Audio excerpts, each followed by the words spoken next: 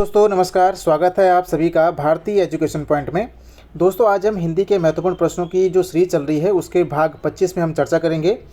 दोस्तों अगर आप चैनल पर पहली बार हैं तो इस वीडियो को पूरा देखिएगा और देखने के बाद अगर आपको ये प्रयास अच्छा लगता है तो चैनल को सब्सक्राइब करके चैनल के साथ जुड़िए, साथ ही वीडियो को लाइक करिए। और मैं इतनी उम्मीद अवश्य करूँगा आपसे कि अगर आपको ये प्रयास अच्छा लगता है तो आप वीडियो को एक बार शेयर अवश्य करिएगा। दोस्तों फटाफट से आज की क्लास को शुरू करते हैं। पहला प्रश्न है दोस्तों, हिंदी का सही विकास क्रम क्या है? संस्कृत पाली अपभ्रंश प्राकृत हिंदी, संस्कृत प्राकृत अपभ्रंश पाली हिंदी, संस्कृत पाली प्राकृत अपभ्रंश हिंदी, संस्कृत प्राकृत पाली अपभ्रंश हिंदी। इसमें आपने इसको सही क्रम में लगाना है और उम्मीद करता हूँ आपने इसको लगा दिया होगा। कई बार ये पूछा जाता है दोस्तों, जो हिंदी का विकास क्रम है वो हो जाएगा विकल्प सी, यानी कि सबसे पहले संस्कृत, फिर पाली, फिर प्राकृत, फिर अपभ्रंश, फिर हिंदी। इसको आप रट लीजिएगा, इसका कोई और तरीका है नहीं, तो आप इसको ऐसे रख सकते हैं, संस्कृत पाली प्राकृत अपभ्रंश और हिंदी। इसको ध्यान रखिएगा क्योंकि ये कई बार पूछा जाता है। प्रश्न नंबर 2 में, संविधान के किस अनुच्छेद में हिंदी को राजभाषा तथा इसकी लिपि देवनागरी को स्वीकार किया गया है? विकल्प हैं 345, 351, 344, 343। तो आप जानते हैं कि संविधान के भाग 17 में 343 से लेकर 351 तक हिंदी के बारे में क्या है, उल्लेख किया गया है, जिसमें विभिन्न आर्टिकल हैं, अनुच्छेद है, उनमें विभिन्न बातें लिखी गई हैं। तो ये जो प्रश्न पूछ रहा है कि हिंदी को राजभाषा तथा इसकी लिपि देवनागरी को स्वीकार किया गया है, यह है दोस्तों आर्टिकल 343। बाकी अगर हम 345 की बात करते हैं तो 345 में आता है राज्यों की राजभाषाएँ। ठीक है, राज्यों की भाषाएं या राजभाषाएं हम बोलेंगे। ठीक है, राजभाषाएं। ठीक है, इसके अलावा 351 में अगर हम बात करते हैं तो हिंदी के विकास के लिए निर्देश दिए गए हैं। 351 में हिंदी के विकास के लिए निर्देश। ठीक है, हिंदी के विकास के लिए निर्देश।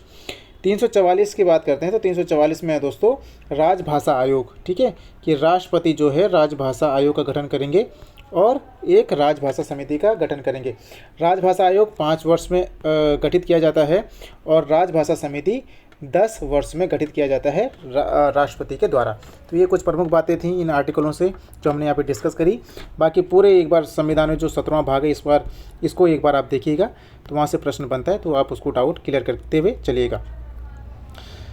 प्रश्न नंबर 3, प्रसन्नता शब्द में उच्चारण के आधार पर कौन सी ध्वनि है? विकल्प हैं संयुक्त ध्वनि, संपृक्त ध्वनि, युग्मक ध्वनि या फिर डी, इनमें से कोई नहीं। तो दोस्तों आपको ध्यान रखना है, जो प्रसन्नता है इसमें जो इसका आंसर हो जाएगा ये है युग्मक ध्वनि। अब देखते हैं दोस्तों ये युग्मक ध्वनि किस प्रकार से हो गई है। तो दोस्तों आपको ध्यान रखना है कि संयुक्त अक्षरों का जो उच्चारण है, संयुक्त अक्षर, जैसे संयुक्त का मतलब जो दो वर्ण या शब्द एक साथ आते हैं या अक्षर एक साथ आते हैं, उनको बोलते हैं संयुक्त अक्षर।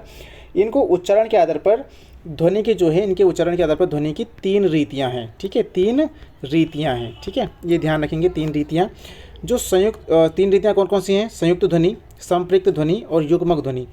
संयुक्त ध्वनि किसको बोलेंगे? जब 2 या 2 से अधिक व्यंजन ध्वनियाँ संयुक्त होकर एक ही स्वर के सहारे लिखे जाते हैं। जैसे कि हम वर्ड करते हैं, इसको मैं काट देता हूँ। ये 3 रीतियाँ हमने देख ली, संयुक्त, संपृक्त और युग्मक। संयुक्त में हमने क्या देखा, जैसे कि शब्द आता है प्राण।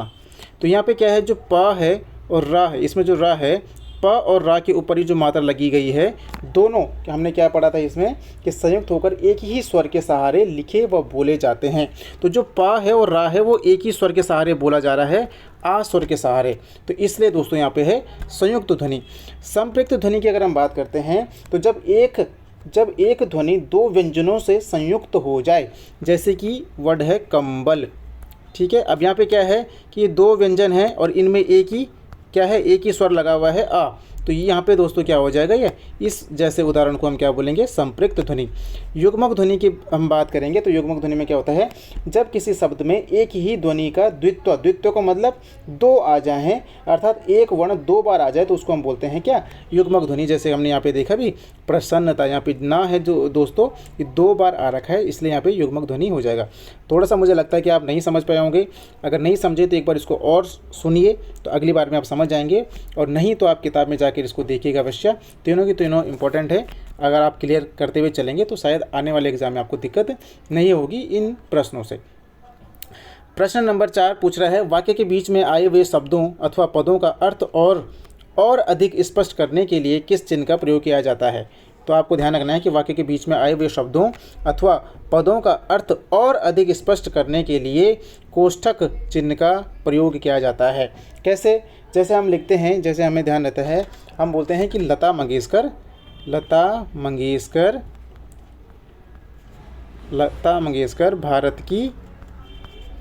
भारत की कोकिला। अब कोकिला से समझ नहीं आएगा कोकिला का मतलब क्या हो गया, तो हम कोकिला का अर्थ स्पष्ट करने के लिए क्या करेंगे, ब्रैकेट में लिख देंगे, क्या बोलेंगे, मधुर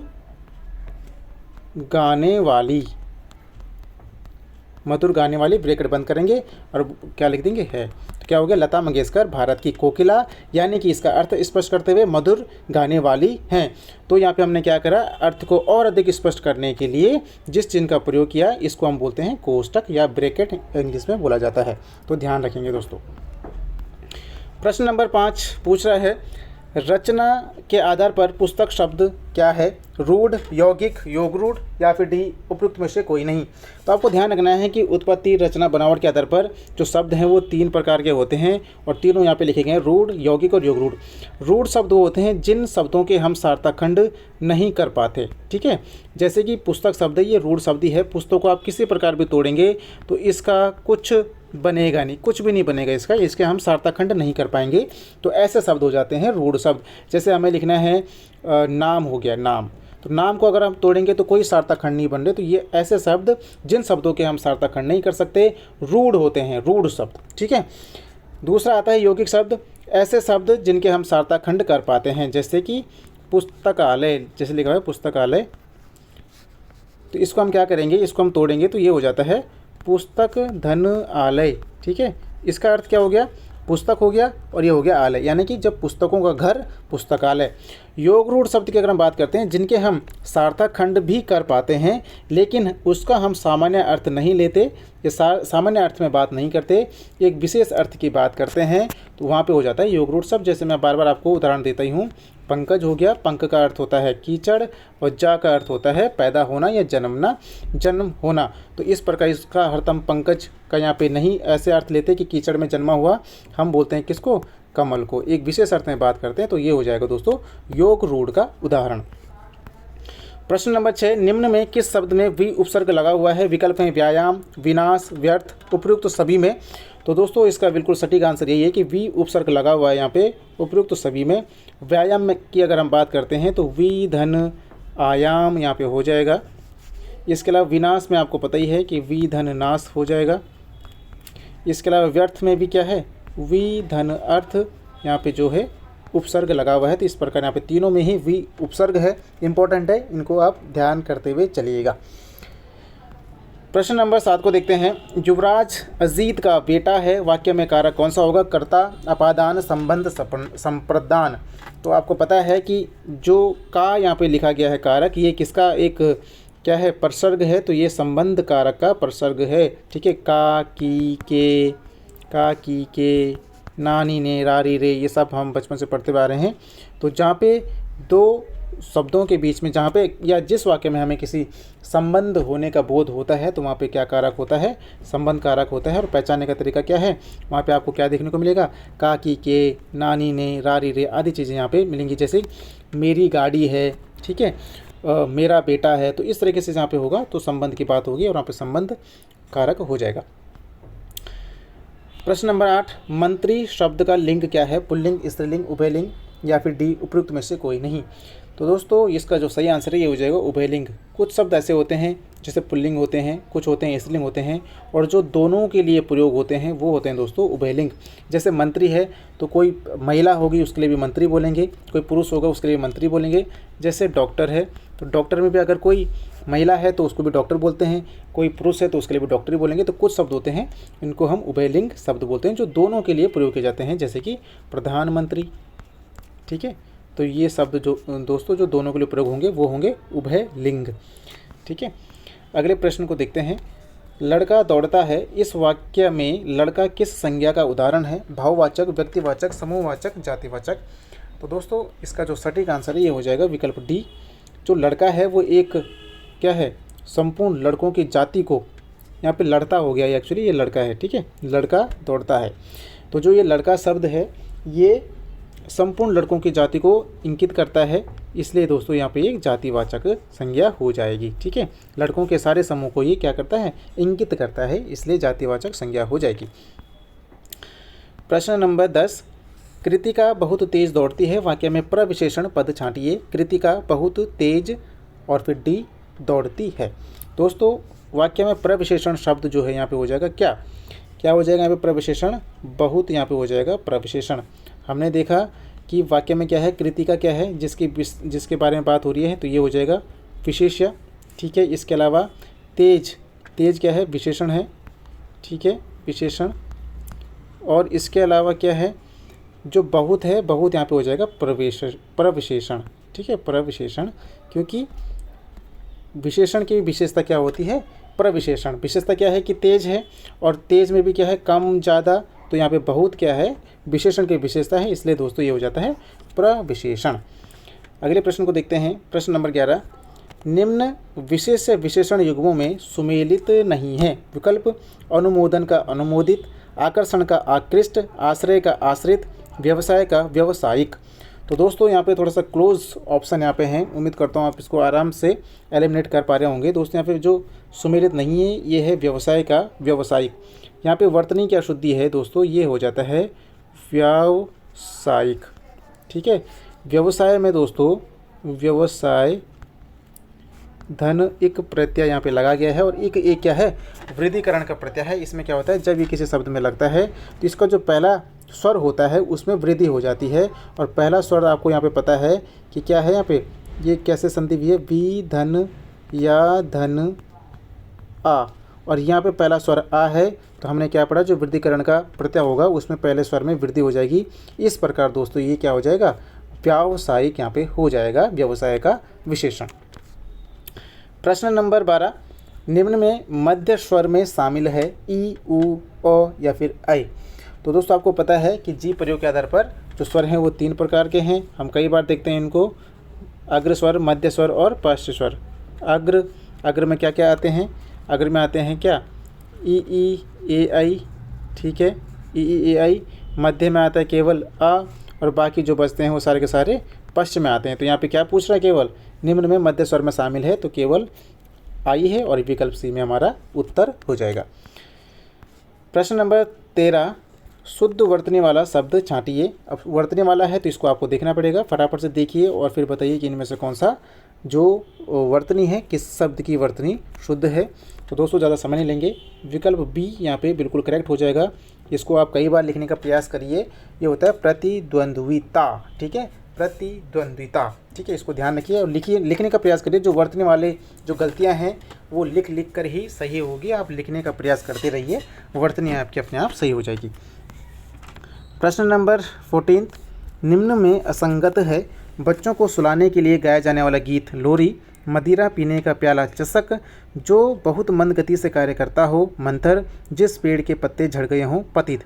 तो दोस्तों यहाँ पे जो असंगत है ये हो जाएगा विकल्प डी, जिस पेड़ के पत्ते झड़ गए हों उसको पतित नहीं बोलते, उसको बोलते हैं अपत, ठीक है। ये ध्यान रखिए, मोस्ट इंपॉर्टेंट है, बहुत बार पूछा जाता है। क्या ध्यान रखेंगे, जिस पेड़ के पत्ते झड़ गए हों अपत, ठीक है।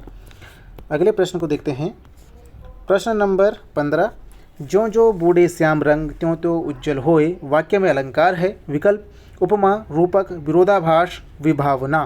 तो दोस्तों ज्यों जो बूढ़े श्याम रंग त्यों तो उज्जवल होए में अलंकार हो जाएगा विरोधाभास अलंकार, जहाँ पर विरोध का आभास हमें हो। जिस भी वाक्य में आपको कभी लगे कि विरोध का आभास हो रहा है, जैसे कि ये बात नहीं हो सकती कि ज्यों जो बूढ़े श्याम रंग, मतलब कि जैसे जैसे काला रंग बढ़ेगा, बूढ़े श्याम रंग, श्याम का मतलब काला है, काला रंग बढ़ेगा, वैसे वैसे उज्जवल यानी कि उजाला कैसे हो सकता है। तो यहाँ पे क्या है, एक विरोधाभास, विरोध का आभास हमें हो रहा है, इसलिए दोस्तों क्या हो जाएगा, जैसे बोल सकते हैं हम कि मैं जैसे जैसे नीचे जा रहा हूँ उतना उतना ऊपर आ रहा हूँ। तो ये कैसे पॉसिबल है, अगर पॉसिबल है कि अगर कोई आदमी नीचे जाएगा तो वो कैसे ऊपर आएगा।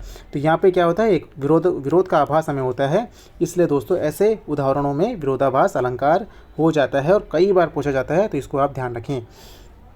प्रश्न नंबर 16, विनय पत्रिका की भाषा है अवधी, ब्रज भाषा, मैथिली, भोजपुरी। तो दोस्तों ध्यान रखिए कि विनय पत्रिका की जो भाषा है ये ब्रज भाषा है। इसके अलावा रामचरितमानस में आप बार बार पूछी जाती है रामचरितमानस, तो ये मुझे लगता है सभी को पता होगी। रामचरितमानस की भाषा है क्या?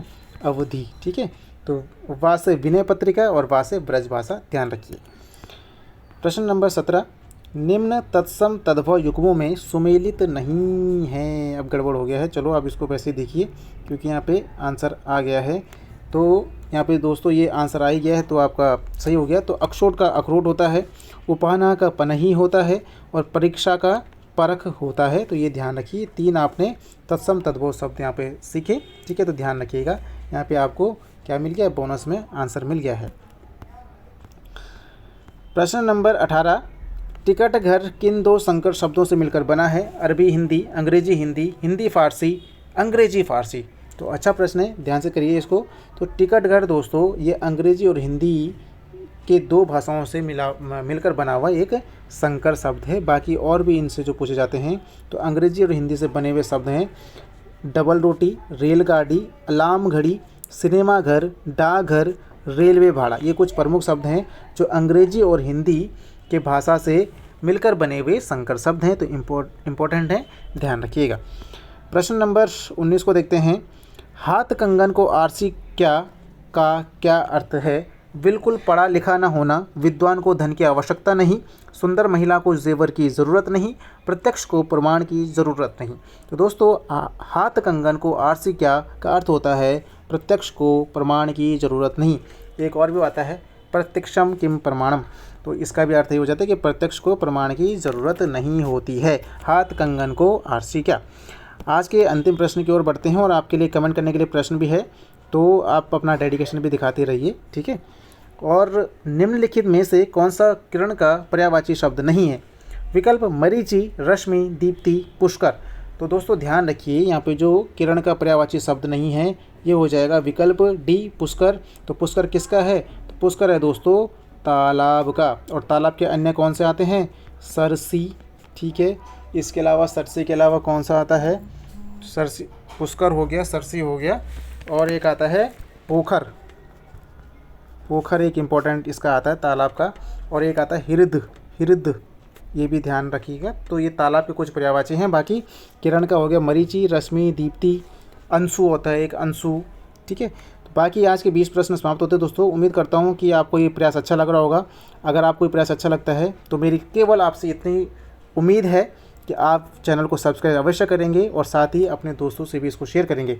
और अगर आप यहाँ तक आ गए हैं वीडियो को देखते देखते तो एक बार वीडियो को लाइक अवश्य करिएगा। इससे वीडियो की रीच बढ़ेगी और ऐसे कैंडिडेट तक पहुँच सकती है कि जो इस टाइम पे तैयारी कर रहे हों, उनके पास अगर कोई ऐसा साधन नहीं है पढ़ने का, तो अगर थोड़ा बहुत भी वो समझ पाएंगे तो मेरा जो उद्देश्य है वो सफल होगा। बाकी जो आपको कमेंट करना है, निम्न में सूर्य का पर्यायवाची नहीं है। विकल्प आपके सामने है मार्तंड, सविता, आदित्य, उत्पल। तो इसको आप दोस्तों कमेंट अवश्य करिएगा।